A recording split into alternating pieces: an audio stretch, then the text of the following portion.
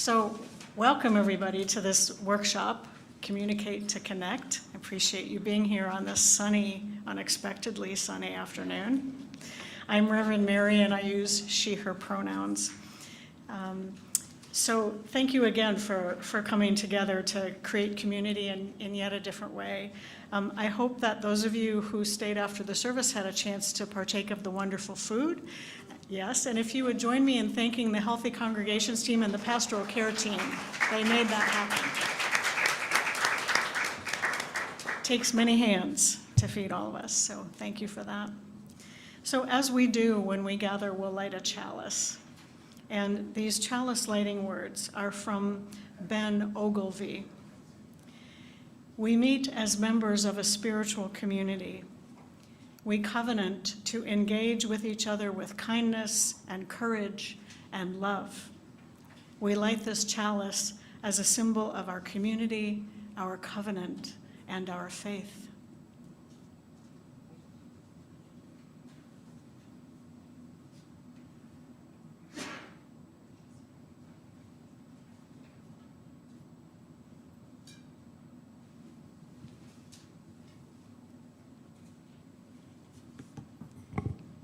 Welcome again. My name is Megan Johnston. I use she, her pronouns. And as Reverend Mary said, this is the workshop on Communicate to Connect, and it's so wonderful to see all of you choosing to spend your time here, so thank you for that. I also want to extend thanks again to the Pastoral Care team and the Healthy Congregations team for hosting this training and for preparing the meal that many of us have just enjoyed. I also want to thank the Dispute Resolution Center of Thurston County for coming out to work with us today, so thank you. I'll be turning things over to Olivia and Leah shortly. But before I do that, I just want to mention that the Dispute Resolution Center is an important nonprofit in our area. Their office is just that way off of Black Lake, and they really help the community here in Olympia to build skills that you're going to get a little taste of here today, and also to help people communicate and problem solve jointly in a lot of different programs and ways. We've invited the DRC here to help us build skills that support healthy relationships and communication here in the congregation. And as you might have heard in the service, this is also related to the behavioral covenant idea, which will be presented at the June congregational meeting, and I believe there are copies of the draft behavioral covenant over there. And as we've had forums around the covenant, the behavioral covenant addition to the original covenant, one of the questions was, well, how would these are lovely expectations about what our behaviors might be within the congregation, but how would I know how to do those things? And here we are. So the point here is to help us live into the kinds of expectations that would be in that and to support one another in community. And these are skills that you'll use both hopefully here in the congregation and in your lives outside of this. Just a note that we are recording this session so that we can share the learning with others. And of course, we have folks participating on Zoom. Welcome. Thank you for joining us via Zoom. And please do whatever you need to do to take care of yourself during this workshop. Now I want to welcome Olivia and Leah from the Dispute Resolution Center of Thurston County. Hi, my name is Olivia. My pronouns are she, her. I'm going to be leading this workshop today. With me is my colleague, Leah. She's going to be here supporting me. And before we begin, I just want to make sure, does everybody have a writing utensil, feelings wheel with a big list of needs and values, blank piece of paper, and a bookmark? Okay. Fantastic. Great. So this is going to be really helpful for the next couple of hours. We are going to be exploring questions, exploring needs and values, what's going on underneath the surface, and we're really so honored to be here. Thank you, Megan. Thank you, Reverend Mary. Thank you all for offering your space. It's very warm and inviting as soon as I walked in here. So yeah, we're really grateful to be here today. And I think if we want to begin, we can pull up the slides, and as we're navigating. Also, hello to everyone on Zoom. Hi. Thank you for being here. Great. So we are talking about communicate to connect, bringing forward some tools for dialogue and resolution. If you want to go forward, I want to start with our agenda for today. Oh, I think actually, maybe come back to this and then, yes, let's go to that. Okay, great. So overview and introductions. Now you all know a little bit about us, but let's get into what we're going to be covering. So we're going to move from here into awareness and active listening. I think I do recognize some of you also from the crash courses. So some of these is going to be kind of a review, especially around active listening, but we're going to have a lot of hands-on practice with one another. Then we're going to go into golden questions. Again, that's this bookmark here. So I have 3 golden questions, and we're going to get into groups of 3 and practice using these golden questions together.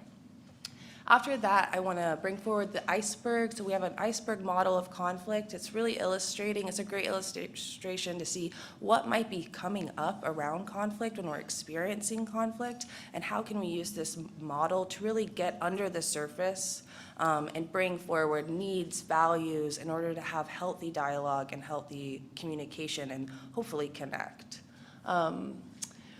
Then from there, I also want to talk a little bit, I want to have some open discussion around culture and your culture. I'm going to ask questions, and I want you all to kind of give me a snapshot. You know, culture is everywhere. It's in the air that we breathe, in the water we swim in. There's no escaping it. We all have culture, and I really want to hear a little bit from you, kind of a snapshot of your culture here. And then we're going to put it all together. So these needs and values, again, bringing forward the golden questions, and kind of practice to see if we can communicate to connect a little bit more. Okay, if we want to go back, I want to begin just with some working agreements. So in this quote, it says, "Connection is the energy that is created between people when they feel seen, heard, and valued." This is by Brene Brown. She's a phenomenal public speaker. I definitely recommend looking into her work. But is there anyone, when we're reading this quote, connection is the energy that is created between people when they feel seen, heard, and valued? What do you think she means by that?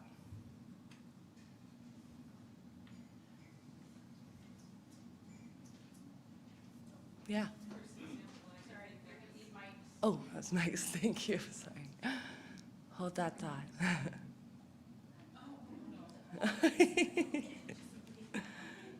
Oh, yes, okay. So the one that comes to mind is when you are speaking with another person, that person is trying to impart something that's very valuable, an idea they may have or a feeling they may be experiencing. And the other person, all they're doing is thinking about how they can react or respond.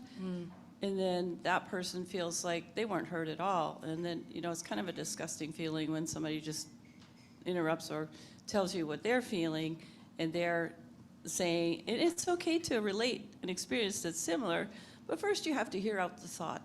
It's just what I... No, that's fantastic. Yeah, really, it Yeah, kind no, of sets the ground for a disconnect instead of the connection. So I think Yeah. what you're illustrating is kind of by doing the opposite of this, that's maybe where conflict can spring up, and maybe we're not really hearing one another as well. Yeah. Yeah, thank you. Great, thank you so much. So we always start any workshops or trainings. Oh, yeah, please, yeah. Well, you know, I'm looking at that and I'm seeing seen first, and sometimes you talk to somebody and you don't see them, you talk at them. And so if you talk at somebody, you're not going to relay the message so the other person can't hear it, which dovetails into whether or not the listener is valued. Does that make sense? It really does make sense. I think especially what you're bringing forward is both the words seen and heard really does not involve, it's kind of nonverbals for the other person. So we're giving sight, we're even maybe giving our silence in order for the other person to feel seen, heard. And then when we're kind of getting a little bit deeper, maybe bringing forward those values. What I was speaking about is when sometimes when you address people, you have more power than the other person. And the power, if a person exercises that power, they're really not seeing the person that they're addressing, because they're coming from it from a different perspective. Which, and you can take hearing and value. The person with the power doesn't even recognize those two things. Right. Because he doesn't have to, according to him. Does that make sense? I think, yeah. Definitely some thought. Yeah, over here. That brings to mind that where I'm from, men have a lot of power, and a lot of people just say, you know, women just need to speak up for themselves and stand up for themselves. A vase. We might as well be a vase speaking up for ourselves for as much as we are seen and heard in certain communities. That if you are oppressed, if you are a minority, if you are, you know, if the person that is speaking at you doesn't value you as a person, it doesn't matter what you say back. It doesn't matter. They don't hear you because they don't value you as a person. They just see you as an object. Does that make sense? Yeah, I think that really makes sense, and I think that that's a really, really kind of important segue too. I hear one more comment, and just to note, I really think what you're bringing forward is needing the value of humanity to be present for both people. Yeah.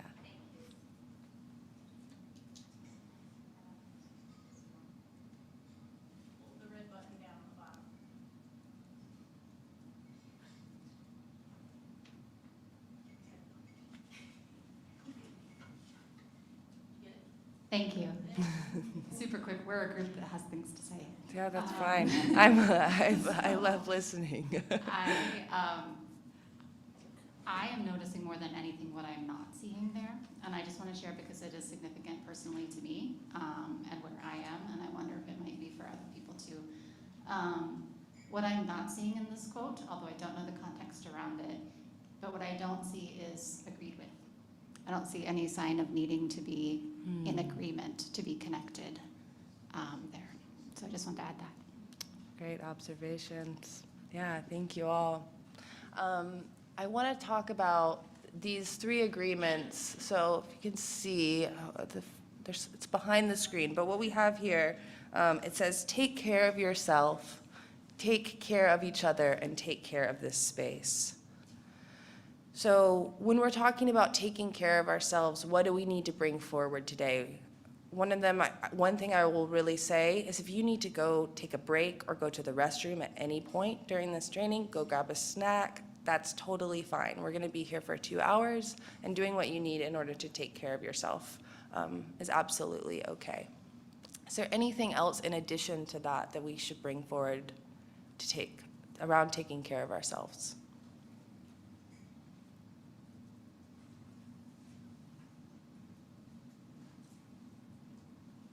Feeling good? Okay, great. Take care of each other.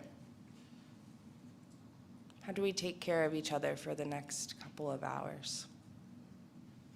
Yeah. Listen and don't interrupt. Listen and don't interrupt. Yes.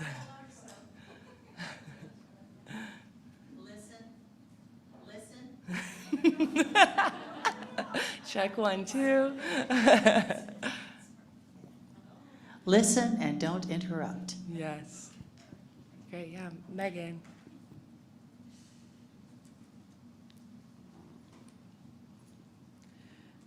If in small groups, folks share something personal with you or a story, share what you learned, but don't share the story. Very important. Yeah, share what's yours. Don't try to fix other people. If you're in a small group, let the person talk. Don't offer solutions. Yep, thank you very much. Today we are not problem solving. We are not fixing it. We get to take those hats off, leave them at the door. So that's good. Yeah. and engage. So, we're going to have opportunities to really share with one another. Engage to the extent that you want. And I think that that's going to be a really good opportunity for these tools and communication skills that we're talking about today to really land, is through practice. Okay, and then finally, take care of this space. How do we take care of this space?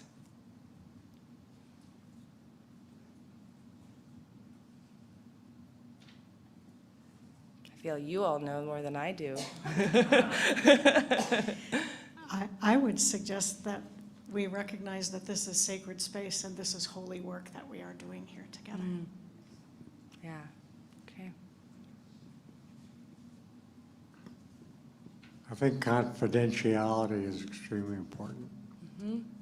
So making sure that what stays here, maybe stays in this room, stays in this congregation, that is also held sacred. Yeah. And on the line of confidentiality, if we have something that we take out of here that we want to address later with a person, check in with that person first and see if it's okay to re-enter that conversation. Yeah, that's great. Maybe even creating a container for that conversation to happen as well, putting the intention in. Yeah, I love that. Okay. How personal are we gonna get? There's a little For bit of those worry. online, there's a wondering of how personal we're going to get today. I bet everyone online is like, no, it's personal or unpersonal, impersonal as you want. It's not, we're not going. It's gonna be okay. And also, I'd also want to just remind everyone of the feelings wheel. Should anything come up too, that's also there. But we'll put that aside. Okay, if we feel good about how we take care of ourselves, take care of each other, and take care of this space, thumbs up, nods. Yes, okay, fantastic. All right, so we can move forward to the awareness triangle. So, how are we going to do this today? What are we starting with? We're beginning with awareness. We're always beginning with awareness. This is the awareness triangle. It's a really helpful model by Riskin and Wool, mindfulness in the heat of conflict. But really what this is illustrating is that when we are walking into any given situation, we are trying to bring awareness with us. So what awareness looks like is thoughts, emotions, and physical sensations. What this is illustrating is that these are always connected all of the time. In this maybe balanced triangle, maybe our thoughts, we have prepared for service this morning, prepared for this workshop. Maybe there's not a lot going on at home. That's not coming in, permeating our thoughts, feeling pretty good. Someone else in this room could be having the completely opposite experience. Maybe the thoughts are pulling them outside of this space. Bringing a little bit of awareness to that, maybe we can look at our emotions. Are we feeling calm? Are we feeling maybe frustrated, confused, concerned? Is that pulling us away from maybe our thoughts, our ability to be present? And then maybe physical sensations. You all ate, so that's always good. I know that if I go into meetings or trainings or especially serious conversations and I haven't had any food, it's usually not a good idea. And so can we bring a little bit more awareness to these three aspects and maybe create just a little bit more balance? This is also going to be really, really helpful when we're moving forward with activities and workshops and kind of practicing these skills. Is in this silence, check in with yourself, check in with these 3 points. And also, can we extend that awareness outward? So maybe to who we're communicating with, who we're connecting with. Great. If we want to go forward. So I want us to get into pairs for 5 minutes. I also have this little kind of chime. So I will chime once when it's time to switch, and 2 times when it's time to come back together. So for 2 minutes, I want you all to choose one person to be phenomenal and one person to be awesome. I hope there's not a conflict over that, please. So for 2 minutes, phenomenal people talk about how you are thinking, feeling in your emotions, and feeling in your body. So we're going to do a check-in. Awesome people do everything you can to show you are listening without words. Simply accept what is offered. So that'll be 2 minutes, you'll hear the chime, and then you're gonna switch. Any questions about what we're going to be doing? Could you repeat what's hidden under the black box? Yes. Yeah, I wonder if we could have that.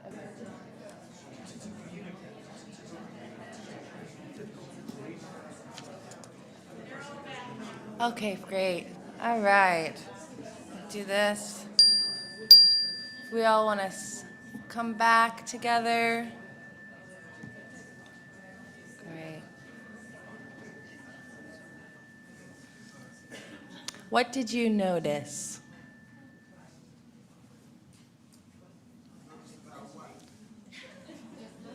About what you just did? How did she show you that she was listening? Oh, can't you hear me? Oh. Oh, the people online, I didn't know I had a huge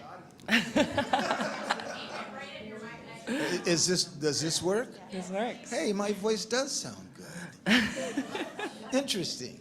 Anyway, that she listened, but, and in the course of her listening, I got to get more out of what I'm saying. Instead of her interrupting and saying things back to me, I got to, for lack of a better word, spill my guts so she can hear me. Does that make, and I always say, does that make sense? But it makes sense to me. Absolutely. So that's what I realize about this. Yeah. Great. Just to respond, it was really hard not to give solutions. It is very hard to not give solutions, yes, and that is very normal. I think, yeah, I was just having a conversation this morning about that.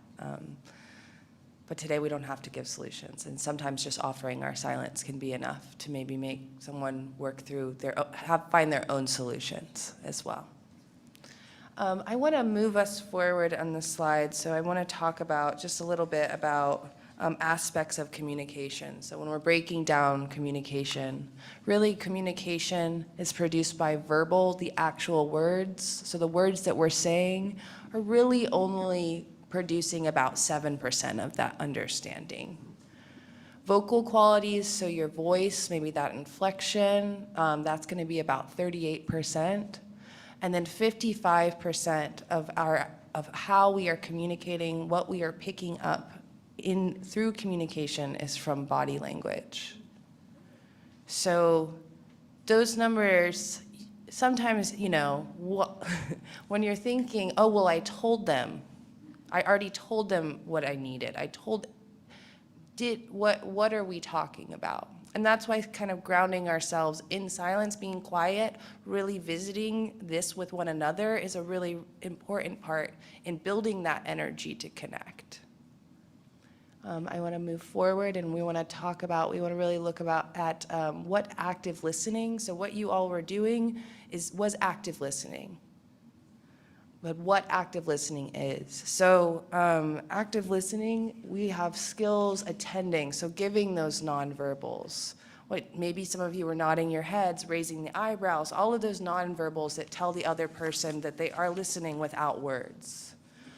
So then maybe you're going to bring words back, and as we move into more exercises, you all will be able to speak to one another, absolutely. And in that exchange, we have an active listening skill, which is called pacing. So that's matching the pace and energy of the speaker. That might be especially important if maybe you need to share information, or if the information that you're sharing might take a little bit more time to process. So slowing down pace, or if maybe you're really excited and this is a personal relationship or meeting, matching that energy, matching that excitement, and then bringing it down in order to maybe process and keep a nice pace, a level conversation. We have reflecting, so saying back the factual and emotional content of what you just heard. So if somebody's sharing about what they're experiencing in their body, or maybe they're feeling a little anxious, that, oh, I'm actually repeating back, it sounds like you are feeling anxious right now. Maybe that's making you feel uncomfortable being here, or uncomfortable communicating.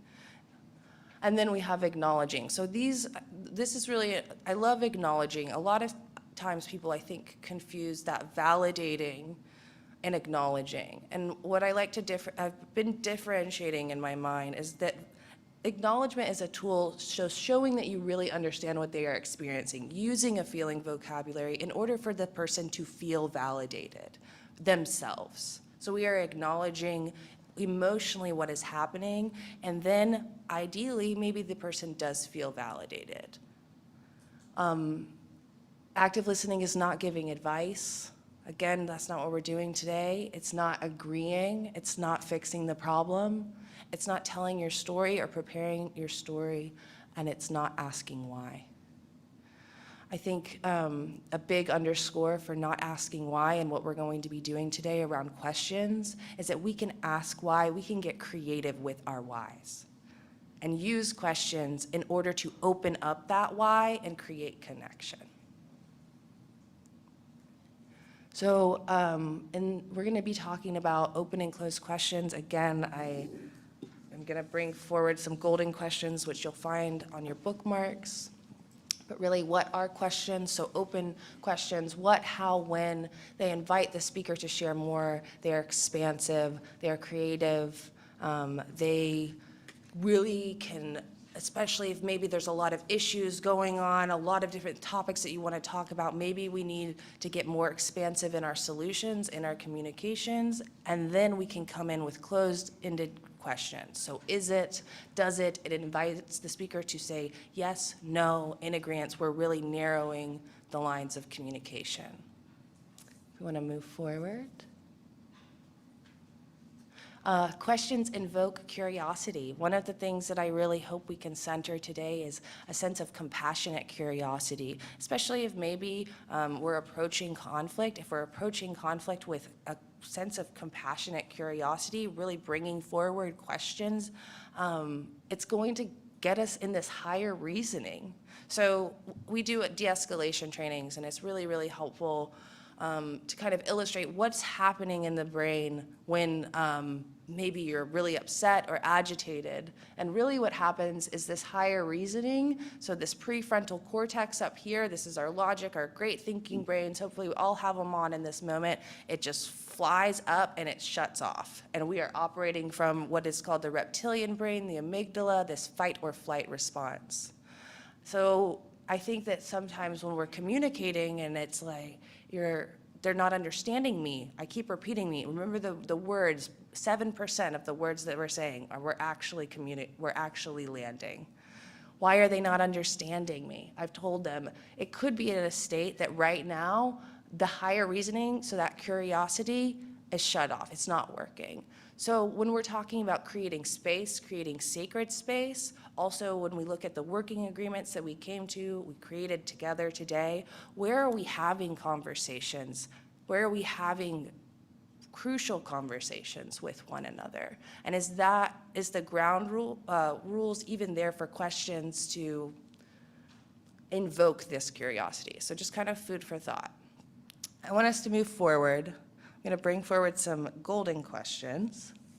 Again, this is on the bookmarks, and we're going to go into an activity, and we're going to practice using these questions. What is your greatest concern? What do you most want to have happen? And what do you most want me or the other person to understand? Immediately with these questions, they ask us to prioritize. So it's kind of this, I think that we call them golden questions because it's almost this mix of open and closed. So we're prioritizing, we're focusing, but then we're expanding to different modes of possibility. So I want us to move forward. We're going to move into an activity, and we're going to practice these golden questions. So individually, reflect on a situation in your life where communication has become difficult. We're going to take about a minute. And then in groups of 3 for 15 minutes, you're going to first decide who is the sharer, who is the questioner, and who is the observer. The sharer, start telling your situation to the questioner. Again, share as much or as little as you'd like. If you don't feel comfortable sharing anything personal, pull from a movie, from a TV show, anything. We have a lot of media that we can pull from, so you don't have to share anything personal. But begin telling your situation to the questioner, and questioner, begin asking golden questions. I would say maybe allow about 60 seconds of silence, and then start asking golden questions. Only ask golden questions and listen for the answers you get. Do not fix, or do not problem solve, counsel, brainstorm, or otherwise try to fix the problem. Only ask golden questions and actively listen for the answers. And then the observer, so this is going to be that third person, you are supporting the sharer and the questioner with your presence. It'll be 5 minutes each. I will ding at the beginning of this activity when everyone's settled in groups of 3, and then I will ring the bell every 5 minutes when it's time to switch. So everyone will have a chance to be the sharer, the questioner, and the observer. Yes. And I will put the 3 questions will be back up there, but I also want everyone to know that they are on these bookmarks as well. I might leave the instructions on screen because that might be a little bit more helpful, but as long as everyone has this. Any other questions?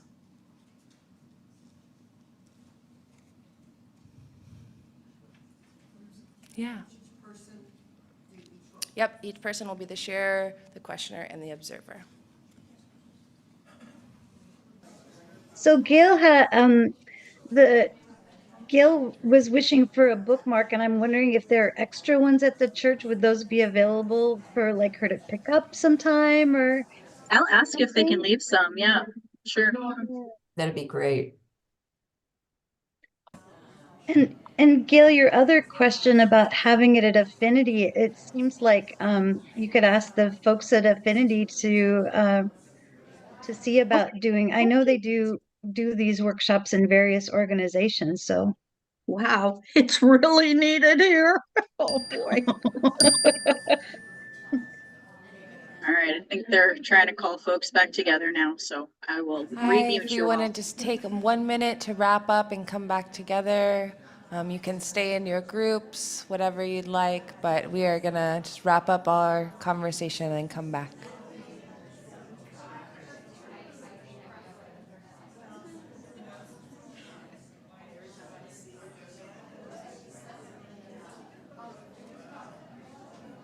Sue, you're muted if you're speaking to us. Oh, so the observer is supposed to support the sharer and the questioner. And so does that mean you just smile, look at the people, nod your head, and just dip your mouth?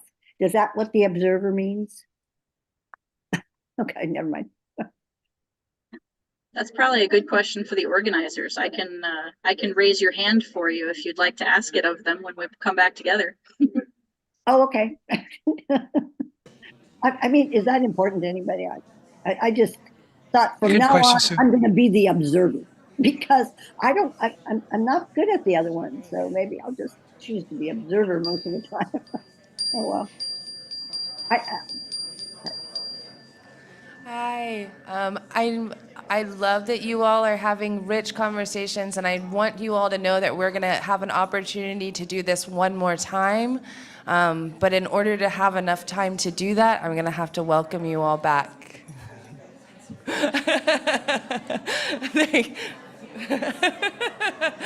And also, I know our friends on Zoom are back, so we'll all come back together. Thank you. Welcome back. Thank you all. And if you're sitting in too, we have the mic, so we can bring the mic to you. I want to start. Everyone's kind of coming back together. Thank you all.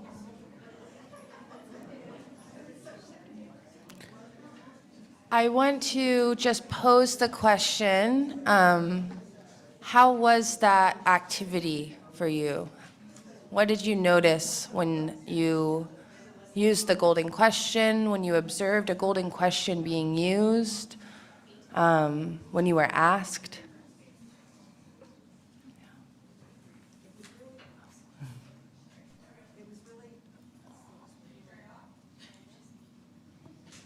It was very interesting that whenever we posed, each of us started describing what was going on that we had a concern about, it still was a valid question, what is your greatest concern, even though we were talking already about what the concern was, but focusing it that way was really helpful and surprisingly so.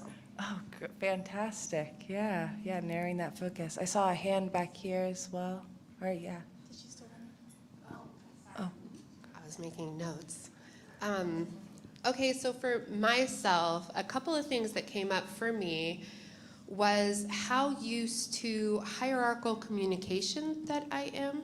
That I, as my dad's a pastor, I'm a teacher. I'm also an autism coach. A lot of my interactions are not two-way. They are a person teaching and a person listening. And I'm very used to a hierarchical form of communication. Also, as a coach, I'm also very focused on fixing and coming up with solutions.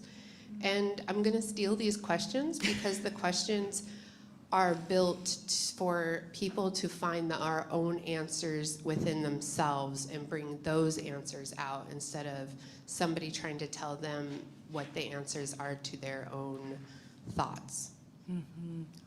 Thank you for sharing. Yeah, and then I hear right here. I had the same type of experience that Alex is talking about too. I too am a counselor, and I love these questions because sometimes you can get into describing your greatest concern, ad nauseum, and you don't get to focus on what do you want to see happen, and then what do you most want me or the other person to understand. And the other thing that comes up for me is that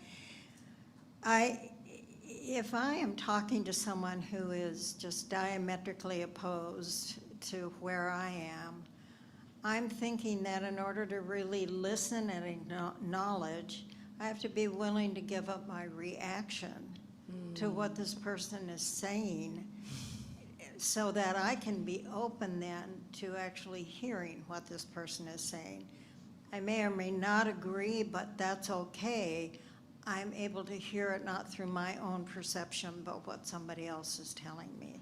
And I think, for me, therein lies the rub, that I'm going to be really conscious of that, and I can do that. Thank you for sharing that. Thank you. And yeah. There's one question that someone asked online, a clarifying question about the role of the observer. And are they just supposed to sit there and keep their mouth zipped, or was there more to that? Well, any thoughts from our observers? I hope everyone had a chance to be. I mean, one thing that I will say. So in mediation, we love observers. The role of the observer is a very, very important role, to have somebody sit in silence and support with their presence, to hold space. But I'm curious if anybody wants to speak to that. As one of the observers, I was not a good observer. I'm going to need more practice on that because I jumped in a few times and I had to remind myself you're just supposed to watch and stuff like that. So I got to practice on that. Yeah. It's hard and really kind of you're watching what works. And I think that we're going to do this activity again. We're going to add a little bit more. I've had 3. Sorry. Oh. I'm sorry. We go way back. Yes. Yeah. As an observer, I usually, I'm watching the body language and how they speak, and if it equalizes together, then I believe that they are honestly telling what's going on with themselves. And I don't ask questions, I just watch. Yeah. And it's very effective. Yeah. Yeah. Yeah. Back here, yeah. I'm thinking of my own experiences of having observers to, not necessarily today, but to what I've had to say, and to get the feeling that your words are being registered, that there's someone else who is there for your words, but just like the role of the listener is minimal, and that what's most important is to be given the space to speak and be heard. Usually that means there only needs to be one person who reflects back at all, but having persons to carry the weight, just to get that weight off your chest, to have, you know, an additional person to help you carry that weight, to see you, to feel seen by, because what you don't need is a lot of words back. You just, having the person to be seen by is pretty powerful. Yeah, thank you. Well, when I was the observer, I just sat like a stone and observed, and that I didn't say a word. But another member of our group, at the end of that session, at the end of the next session, shared their observations, and I found that to be very helpful. It was just a very brief and quiet, but it was I observed, and so I'm going to incorporate that next time because I thought that was helpful. That's really amazing. And we do the same also in mediation. We ask the observers to share what they saw. Yeah. Okay, if I'm not an observer, I can't talk then. I was just wondering, what were the other two roles? Because I can't remember what they were. Oh, the sharer and the questioner. Okay, sharer and questioner. We all kind of took part in all those roles, I think, which made a nice balance in our group. Good. I'm just saying. Great. I'm waiting for Mary. The observer also has the job of being a neutral party, in which they really don't have sides in this discussion. And I'm going to use an experience that I had a couple of weeks ago, that there was actually, we were in a I was in a conversation with multiple people when two of the people suddenly had a very sharp disagreement. And two or three of us just suddenly went quiet and just started to take on the observer role, now I know. And we didn't add to the conflict, we didn't add to we just stood quietly and let them start working it out. And one of the people turned and said, "Did I misunderstand her question?" And the three other observers, we said, yes. You know, we don't have a side, we're neutral. So when she got upset, she said, "Did I misunderstand that question?" And there was three other of us that weren't involved and we're neutral, and we don't have we're not mad, we're not upset. So able to say, "Oh, it seems like you might have misunderstood that question." And so to me, that's part of the holding space, that it doesn't feel like a one versus one, that there's a third person there that's neutral, who's trying to help hold space in this conflict and not take sides. Thank you so much. Well, thank you all for sharing. Again, we're going to have an opportunity to do this one more time, but we're going to add a little addition. And so if we can bring back the slides, I want us to talk and kind of dig into the iceberg model of conflict. So this is the iceberg model of conflict. We use this in mediation trainings. This is essentially, we go with interest-based mediation, and this is a really, really helpful model and framework when we're talking about what are these interests, what are these things below the surface. If we want to move forward. So at the top of this iceberg, one more slide, I think, forward. All right, so we have what you hear. So what are you hearing that is letting you know that there is a problem? Think about those nonverbals that we're discussing too. Can hear like blame, fear, righteous indignation. Maybe it's even just body language that is signaling that a problem indeed exists. If we want to go forward. So below the problem, so what is signaling that is going on? We have feelings. Again, pointing to the feelings wheel. Feelings are the messenger. Feelings are the messenger that is going to be tied to these interests, needs, and values that we're going to be talking about that are happening below the surface. Kind of buoying between these two people. We'll move. Actually, I want to move forward on this as well. Great. Yeah, so surface feelings, emotional responses indicating unmet needs or issues. So the issues that we're standing on, maybe it's the issue around communication, maybe it's the issue around scheduling, and then those unmet needs for trust, respect, organization. We'll talk more about that. Emotions here are they're a messenger, they are sensed, they draw people to feel them. So the idea of, let's leave the emotions at the door, let's leave the feelings at the door. That's leaving the messenger behind in a conversation. They let the emotional arousal cycle happen. So we talk a lot about in our de-escalation trainings, anger arousal, emotional arousal, feelings, like going back to the awareness triangle, there's no denying the physical sensations, the thoughts, emotions that are happening in our awareness. Actually, what we're asking is for us to bring attention to that. Here, give yourself permission to guess at feelings and also give permission to be wrong. That's one of the best things. Ask the golden questions. And also, if that's not right, if we're not picking up on what's happening and what someone is feeling, then let that be okay. We don't have to fix that. Let someone feel what they want to feel.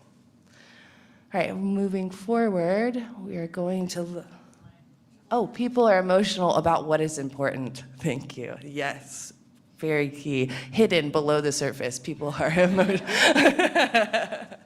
It's true. Yeah, it's very true. Okay, so here again, what you hear, the problem and these issues, what are the issues? A lot of the time when we're in conflict or we think that what we are negotiating on or trying to resolve is all about the issues. So that could be the issues with the printer, or maybe that's the issues with who's going to be presenting at the next service next week. All of these things, logistics, what we're standing on.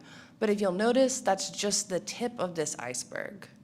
So move forward. Again, issues are the what, the problem, the topic or subject of conflict. What needs to be resolved? Dissolved to resolve, maybe. Substance of conflict. It's finite, it's measurable, it's tangible, specific, and always negotiable. And then we have below the surface, what we're standing on. Underneath these needs and values. You're going to see that this is like an iceberg making up usually the whole swath of conflict or maybe communication. And a lot of the time when we are in conflict and we think that we are negotiating or navigating issues, so those topics that we're standing on, what we're actually trying to negotiate on is these underlying needs and values. So that might be the need. Again, the need is action, or it's kind of an action for the value. Maybe it's a need for recognition. Maybe it's a need for acknowledgement. It also invokes a response. So again, going back to those active listening, maybe that need for acknowledgement is really important. And then the value is a choice of how we show up in the world. So I choose to show up because I value civility, I value beauty, I value freedom. All of those things are held really, really dear. So this, a lot of the time, actually I want to move us forward, just kind of, yes. So it's a hard and counterintuitive concept when we start thinking about talking in the language of interest and issues. It's difficult because we're really not used to thinking this way. We're used to saying, oh, well, the issues are around the dishes. The issues are around household chores. Maybe there's a need for organization that is actually coming up. And how do we bring that to the surface? And can we actually talk about that? Needs and values. So the need for freedom, the need for respect is non-negotiable. So when we're talking about positions or why people are so fixed, I don't understand, we keep harping on this, we keep coming back to this. There's something that's happening below the surface that maybe is not being addressed. And by bringing that forward, maybe we can find common ground and start negotiating. Here, so synonym, this interest, so why we call them interests, it's a synonym for a need or value, concern, fear, hope, or desire. Why, it's the why underneath causing each issue. It's implicit, unstated. It's always unstated. We say agenda item but really in that topic, it's always unstated. It's always there. When we're in mediation, it's usually a reason a disputant raises an issue. So maybe I have a need for respect, and we need to talk about maybe the issue around communication or over emails because my need for respect is not being met in this email exchange. Silent motivations, 90% of the iceberg is below the waterline, so 90% is usually a need or a value. And we ask why, again, going back to those golden questions for understanding, not justification. They are universal human needs. Again, to continue, these are universal human needs. So the need for trust, and this is all also listed on the back of this feelings wheel, a bunch of the need for peace, the need for touch, the need for water. Generally they do not include verbs, generally subjective and intangible, qualitative, not quantitative. They are never negotiable. And a lot of the times people have multiple interests coming up at once. There's a lot of solutions to resolve, so once you kind of can identify maybe those underlying needs or values, then you can get creative with the issues that you're standing on. Oh, the need for respect. Well, what does respect look like for you when it comes to email correspondence? Asking those questions. Now I understand that this wasn't even about the emails at all. It was about you don't feel respected by me in the way that I communicate to you. Yeah, we often have shared or mutual interests. I love the onion analogy. So the outer layer is the issue, but peeling that back, the inside layers are the interests, the needs, and values. And we're always looking for common ground. That can be really, really hard, especially when we have these feelings, these messengers, but if we can kind of dive in past the feelings, what is coming up? Can we identify common ground? Can we use questions to be curious about maybe a need for autonomy or dignity? And that can we also identify that need in ourselves and bring that forward when we are in conflict? Finally, positions. So when we're discussing positions, this is really a proposed solution. So, you know, in the example of the emails, it says, well, maybe we start meeting in person. Maybe that's something, a way that we could communicate better. Maybe this digital form of communication is not helpful and we should have these meetings in person. It's a strategy for resolution.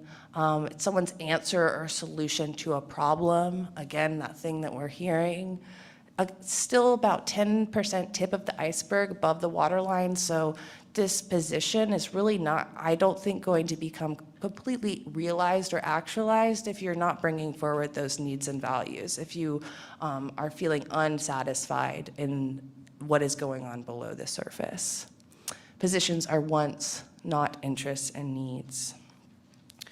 I wanted to kind of bring forward to this covenant when you all were in groups, this just some of the needs and values that I see. This is right with it, honestly. I see safety, I see peace, I see community, I see honesty, I see curiosity, I see time, I see respect, I see space, I see communication, I see consideration, I see knowledge, I see cooperation, I see financial resources. So this is really great. And this is kind of what we're talking about in the needs. So everyone's need for even maybe curiosity is going to be different, or space is going to be different. But when we're having conversations around that, are we able to find common ground and bring both and share ideas of what that could look like? Then here again, when you have a strong emotion, what do you need? We have predictability, security, purpose. Here, this is an example of Maslow's hierarchy of needs. So Maslow was a psychologist in around the 1940s, and he proposed this model to kind of demonstrate what people need in order to move up this pyramid. Later, he did kind of say it's more like a ladder. So somebody can have the safety needs, so maybe a safety in employment or resources met, but they might not have those esteem, so that confidence, respect of others being met. So we can kind of move in and move on this like a ladder. but something to be really, really mindful of when we're talking about needs and values. If we want to go forward. So just think to yourself, when I feel this emotion, this is important to me. For me, when I feel humiliated, connection and belonging are very important to me. But that might be different from someone else. So when we're using the language of needs and values, we are getting curious about feelings and what they might be anchored to. So I want to take just a few minutes, and this is going to be on a blank piece of paper with a writing utensil, just for a few minutes. Use this to map out a conflict, either one that is happening in your life now or in the past, so either one. Do this as objectively as possible. What I want you to have you do is I want you to write down what are the messages, the signals that there's a conflict present. What are the issues of the conflict? Again, those issues are what's standing on? What are you standing on? Sorry, I was like, whoa, where did we go? Then what are the needs and values? So what are those? And if you're having trouble figuring that out, also look to this sheet. This is really, really helpful. This is going to be, again, feelings wheel and a wonderful list of needs and values. And then what are the elements of common ground? So I want us to take, just for time's sake, we're going to take about 3 minutes. So I have 1:29, and I'll call us back at 1:32.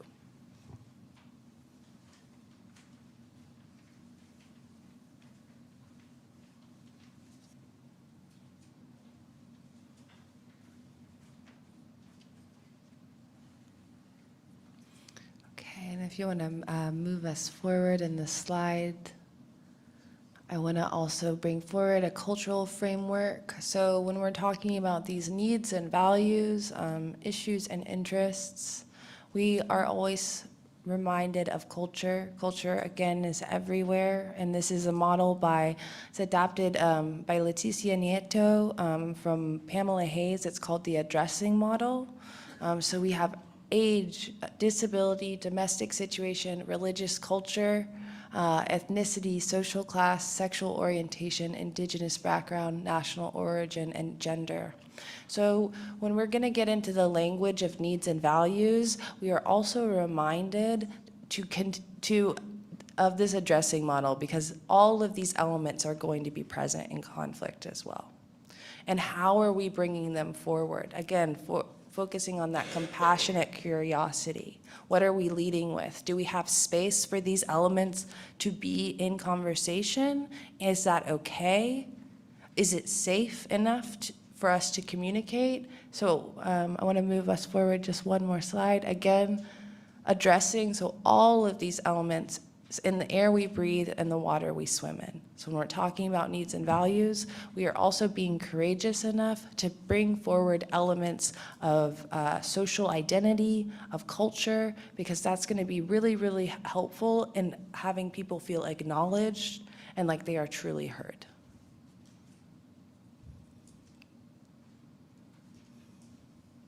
Any questions around needs and values before we move into our last activity? Any thoughts or reflections even about the conflict mapping? Was that helpful?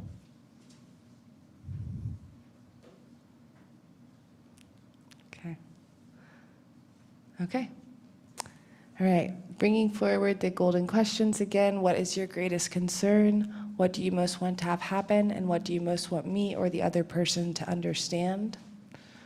We're going to go into groups again. This will be new groups, please. So find someone else that you maybe know or don't know. Again, that's based, maybe you all know each other. I don't know. That's kind of hard. Or don't. So we'll move forward just one more. So I want you to take, in this last activity, so I want you to take the feelings wheel. Oh, yes. 3. Yes, so we're doing new groups of 3, again for 15 minutes. I'm going to give everyone a few minutes to get settled, but now we kind of know. So, individually reflect on a situation in your life where you are experiencing conflict. So, and again, share what you want, as little or as much as you want. In groups of 3, we are again going share, questioner, and observer. Share, start, share, there's a tongue twister. Sharer, start telling your situation to the questioner. Questioner, we're going to practice using all the skills we have learned today. So we are going to practice active listening and reflecting. We can actively listen, we can reflect back. Remember, reflecting is that identifying the emotional and factual content of what it is that you just heard, reflecting that back to the speaker or to the sharer. Ask a golden question. I want you to practice naming a feeling and a value. It's okay to get it wrong. Just keep trying. Try and see what's below the surface when people are speaking, what they're talking about. And the golden questions are going to be really, really helpful in getting there as well. And then I also want you to bring forward any addressing elements you may notice in the conversation and be willing to talk about that. If there's something that you're noticing around age or gender or race, or religious culture, or the own elements of your culture here at this congregation. So just bring that forward in addition to using all these other skills. Any questions? Feeling ready to try? Yeah? Okay.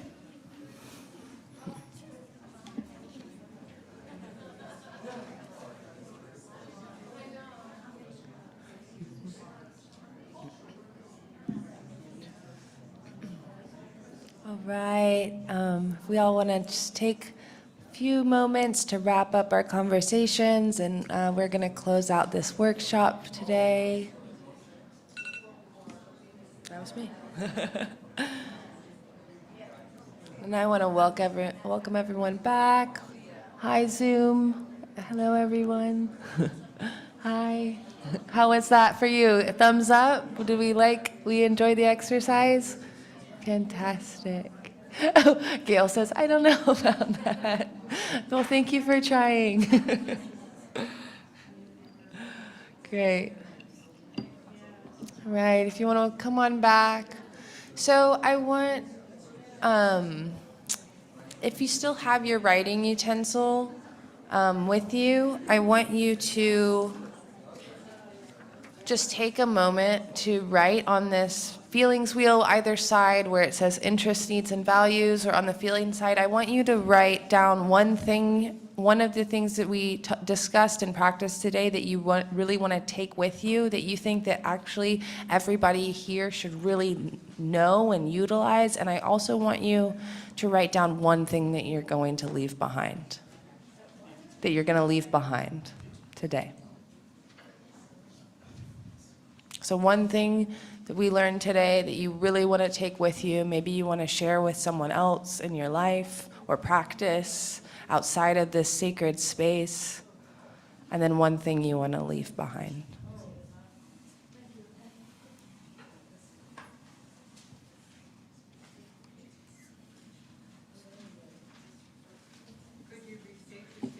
Yeah, so on that green sheet of paper, or maybe if you can on your, I don't think that would really write, on a piece of paper, anywhere, somewhere that you can, something you can take with you. I want you to write down one thing that you want to take with you today from this workshop, something you really, really maybe valued or said, oh, this was really helpful. Maybe you want to share or practice with somebody else in your life or in this community.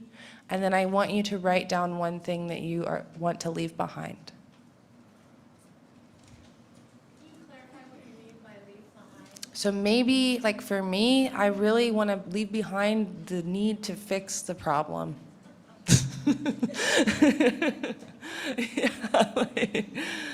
Or to ask why without sharing or maybe without elongating the why. I want to leave behind the one word why. So anything like that. And then I want to invite Reverend Mary back up to close us out. Thank you all so much. It has been a joy being here in space with you.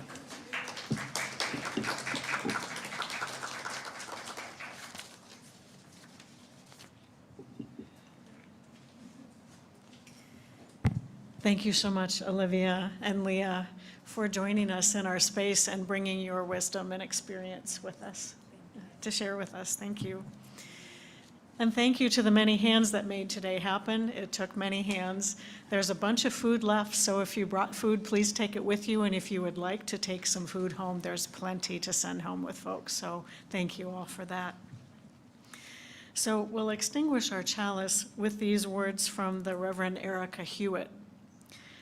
To be a Unitarian Universalist means that we'll never be done with the work of telling the truth about oppression, the work of resisting any laws, policies, or practices that deny anyone their humanity, the work of stubbornly seeking out the spark of the divine in each other, no matter what, the work of creating heaven on earth. To be a Unitarian Universalist also means we're not alone in the work. We are not alone because of our promise to love each other. We are not alone because we are companions on the journey as we grow ourselves into allies, helping one another get free, because none of us is free until all of us are free.